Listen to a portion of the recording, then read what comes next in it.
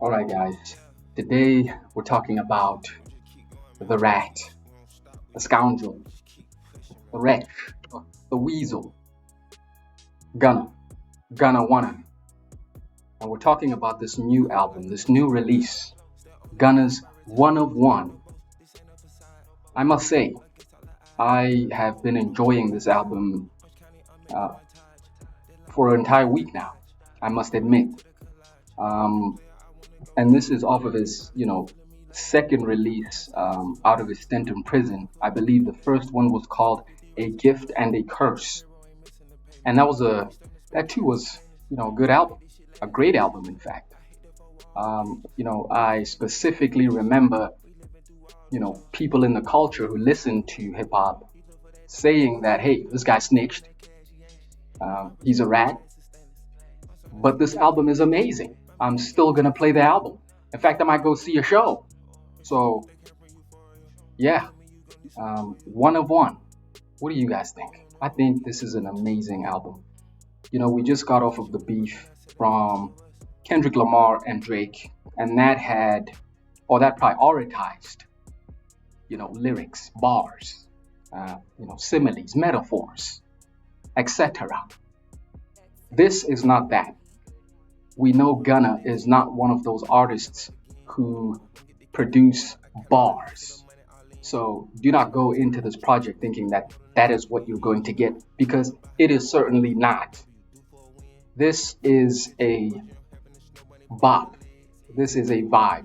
This is something that you play, you tune into when you're about to go out for the night. You're about to have some friends over for the night. You're about to do a few drive-bys on a few fellows for the night. So, in terms of bars, I was not expecting much in that arena. Although I was paying attention to a few lyrics, which maybe I'll break down in a separate video if you guys are interested in that. But I'm just going to break down the final thoughts, the basic review of this project by Gunna.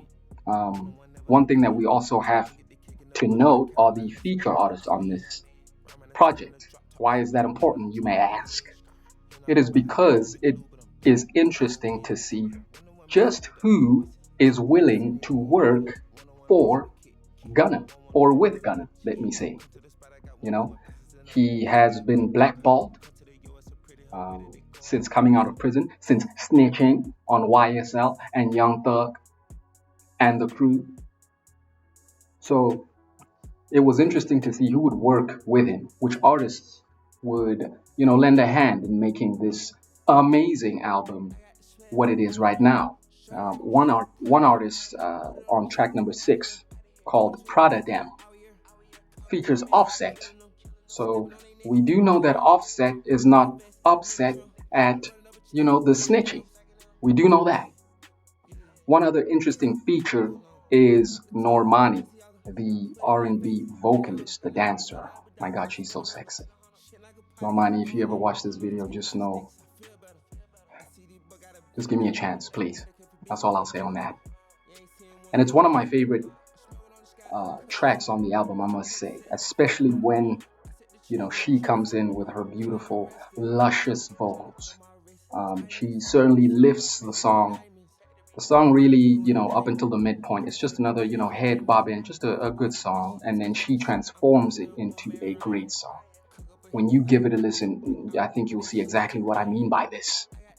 And one other amazing feature on this project is a track called Let It Breathe. And it features Roddy Ricch, which is interesting because we do know Roddy Ricch has, there's no other way to say this, fallen off. His last project, I don't even know the name. I think I'll just put up the album in post edit. No one listened to it, and those that did, including myself, never listened to it again. But it seems as though this feels like a resurgence on Roddy Ricch's career. I'm hoping it is, because Roddy Ricch, to me, is a special talent. He really is. Being able to rap sing. You guys ever heard of rap singing? Someone who can sing and rap, simultaneously at once. great breath control, great vocals. Yes, there's flashes of Young Thug in there. Yes, there's flashes of T-Pain in there, but it still makes it his own sound. But I digress. Also, one of my favorite tracks, Let It Breathe. In fact, the whole project is great. I'm just looking at the track list right now, and apart from track 7, which is called Treesh, which is trash, track 18, Life Changing, track 19, Today I Did a Good Thing. Apart from those 3 songs, you could just let this album just play out. You could just let this album play out. Gunna does something brilliant here. Each song is on average really only about 2 minutes, 2.5 minutes, right? So he doesn't overstrain your ear by elongating a song. He knows that we live in a just a quick microwave kind of era. Our attention spans are short, and he understands this. And one of the things that he does brilliantly, in my opinion, in this project is that each song seems to seamlessly tie in or flow into the next. You almost don't even recognize when the song has, changed into another song. It just feels like, the second portion of the first song, which is something really good. One thing I truly appreciate about this project is that Gunna truly has mastered the things that he is good at. Okay? There must have been a point in his career where he tried to give you bars, and everyone around him had said, "No, Gunna, you're not that guy. You're not a Kendrick. You're not an Eminem. Stop it. You're not a Jermaine Cole or Jermaine Cole. Stop it. Work on the things that you are good at. Work on your flow. Work on your timing, your cadence, right?" He was the inventor of pushing P. Push P, Gunna. Push P, Gunna. Okay? Push P. And he did that exceedingly well. Many people said that on his last project, A Gift and a Curse, that album basically, in my opinion, it seems as though it took him out of the, Takashi 6ix9ine box of snitch. People said, okay, he ratted, the people in Atlanta, the thugs involved in Atlanta, they'll handle that. But as for you and I, the civilian, we don't really care. We don't really care. We enjoyed the music. The music was amazing. And so, which is why I even, purchased this album again, because it was coming off of the strength of his last project. I said, you know what? The Drake and Kendrick Lamar beef has seemingly concluded. Why not? Let me make this purchase. Give it an album. Give it a listen. Sorry. And yeah, I have not regretted the purchase. I have not regretted the purchase. I've been streaming it in the morning when I wake up. I've been streaming it at work. Colleagues trying to disturb me, but this album has me on such a vibe that it has quelled all efforts to kill my vibe. You know, One thing that I kept thinking about when playing this album, and you might laugh when you hear this, is it sounds like the soundtrack to a Grand Theft Auto game, like a new Grand Theft Auto release.